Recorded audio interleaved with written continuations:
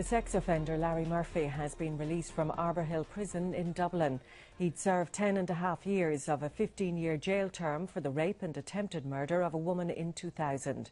Gardaí say a management plan has been put in place to monitor his activities and whereabouts following his release.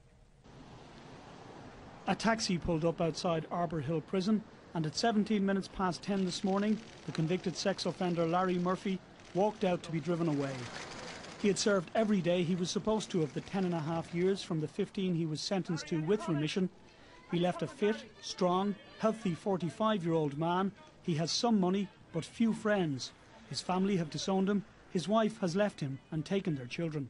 The Garda Sex Offenders Management and Intelligence Unit has already a plan in place for Larry Murphy. He's been classified as a high-risk sex offender.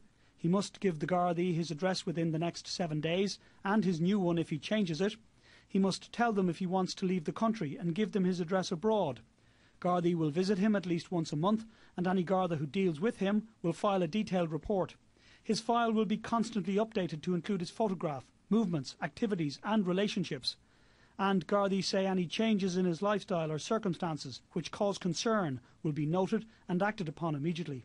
Larry Murphy never spoke about his crime or other crimes while he was in prison here for the past 10 years to fellow inmates, prison officers or Gardaí who sought to interview him. When his brother asked him why he did what he did, he told him he had simply flipped out. He has now been categorised as a high-risk sex offender, and even though he has 7 days to register his new address with the Gardaí, he is being closely watched, and the Sex Offenders Management Unit is monitoring his activities and his whereabouts. Paul Reynolds, RTE News, Arbour Hill Prison.